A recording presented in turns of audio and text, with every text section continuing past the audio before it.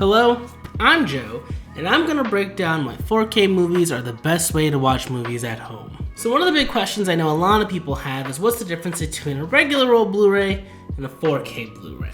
Blu-rays look pretty good, and I myself was skeptical of 4K Blu-ray when it first hit the scene. Yet, as I made the leap to 4K, I quickly learned I was wrong as all get out. 4K Blu-ray has 4 times the visual data than a Blu-ray. While most 4K TVs can upscale to 1080p, there's something to be said about having all that data on a disc. I thought I was a Luddite and I wouldn't be able to tell the difference between Blu-ray and all those extra Ks, but nah.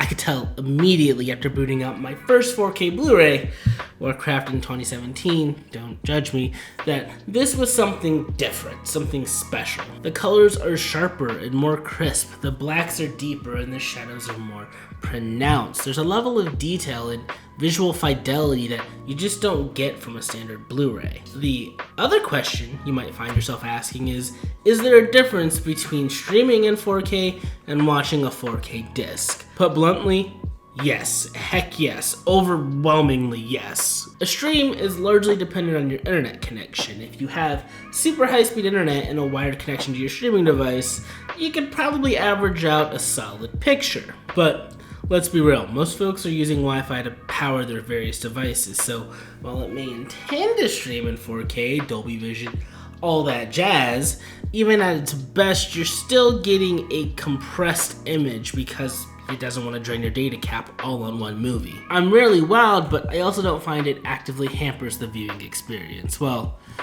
outside of sound, that is. A recent phenomenon most folks have noticed by now is the need for subtitles when watching movies or shows on streaming. There's multiple reasons for this, ranging from performance choices to sound mixing, but one of the largest reasons is streaming becoming the dominant mode of consumption. When you stream a movie, you're receiving that information piecemeal, and some of it gets lost in transmission. And this is how you get lossy audio, which often results in having to turn on your subtitles or cranking the audio up on your soundbar and then blowing out your eardrums when you go to watch anything else. I generally don't have this problem with movies on physical media, as again, all the data is just there, so you're getting the sound mix as it was intended. So sure, it doesn't help when you're trying to watch like Tenet, but hey, that score do be hitting though. And while so far I've explained this in technical-ish terms, when you get a movie on a physical, high-capacity disc, more often than not, you're getting the film as it was intended to be seen. While most new movies look great on the format, I found it really shines when it comes to classic films. With the future of physical media looking shaky and the constant fluctuation of availability on digital, I've taken to buying a lot more older films, especially trying to take advantage of the Warner's 100 re-releases. I don't mean to be alarmist, but looking at the general landscape, this may be the last time in a long while some of these movies are re-released. Given that streaming heavily favors newer films over the classics, I've really been making a concerted effort to load out my collection with films from years gone by. A few of my recent pickups were Cool Hand Luke, Jurassic Park, gotta do it, The Maltese Falcon, and the classic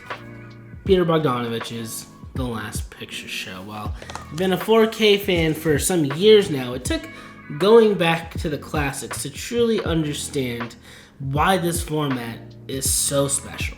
So, I had never seen Cool Hand Luke nor The Maltese Falcon before buying them, while Jurassic Park and The Last Picture Show were two of my all-time favorite movies. In my youth, I struggled watching older films. There was always this visual disconnect for me. Old movies simply didn't look as good as new movies, and it made it hard for me to get into them.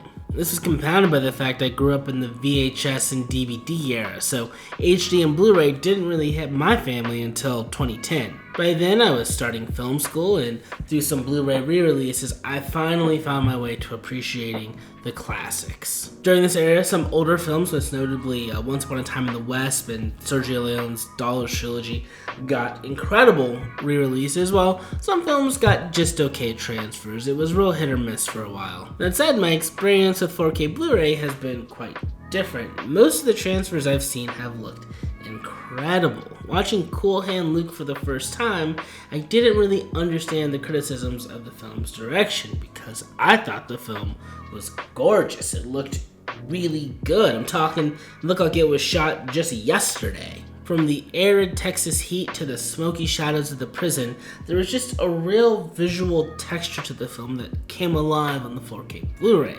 Not to mention, Paul Newman's unfathomably charming performance is on full, clear display. Sure, there isn't an abundance of explosions or special effects, but workmanlike direction ain't that bad when it looks this good. And while you'd think that 4K Blu-ray wouldn't make much of a difference for black and whites, you'd be greatly mistaken. Black and white films are entirely built on light and shadow, and those rich visual textures are at their best in 4K. More than any other type of classic film, I used to really struggle with black and white, y'all. I just couldn't get down with it. Fortunately, my mentor showed me the light. Shout out to Professor Taylor. The Last Picture Show was really the movie that made black and white click for me. I've watched it so many times over the years. It's become one of the films I go back to whenever I start work on a new project. It's my North Star when it comes to lived-in characters and emotional depth. It also doesn't hurt that the shot composition is just A1, y'all. The lack of color does not prevent this film from being absolutely gorgeous, and it's never looked better than in Criterion's 4K remaster. Despite being in black and white, it still has that visual clarity that, again, looks like it was shot recently. The same can be said of the Maltese Falcon. Like I said earlier, I never saw this one before watching it, but I absolutely get why it's a classic. You got Bogey just killing it, John Huston going off behind the camera, and it's got one of the great all-time final lines in a movie. Like everything else I've talked about, it looks fantastic in 4K. Honestly, Cool Hand Luke and Maltese Falcon, hidden as hard as they did, have only intensified my focus on buying classic films in 4K Blu-ray. A large reason why classic movies shine the best on 4K is that by and large they were shot on film. Now over the years a lot has been made about the difference between shooting on film and digital, and quite honestly it don't make much difference to me. I've seen phenomenal film shot on digital and garbage shot on film. It ain't about the tool, it's about whether or not you got a real one using it. Objectively speaking though, shooting on film gives you more visual data to work with. Some of the films shot in the early days of digital, most notably the Star Wars prequels, were capped at 1080p, so upscaling to 4K doesn't really do much. The information isn't there to really bring it to life. Now, if a film was shot on film and you have access to the original negatives, you can do a clean remaster.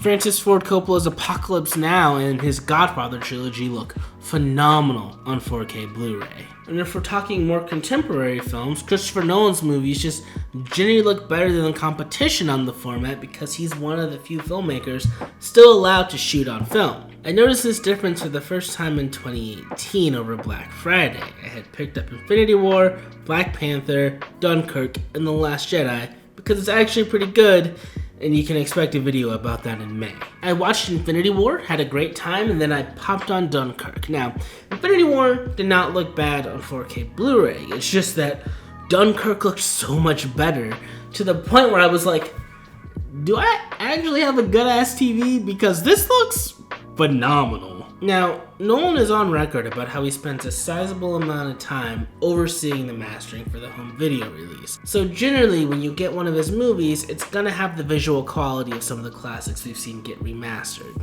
And that brings me to the main point. Going beyond the technical, 4K Blu-ray is the most important home media format because you get to see the film as the filmmakers truly intended for it to be seen. From the color grading to the sound mix, by having it all on a physical disc, you're getting a true 4K experience with very little compromise.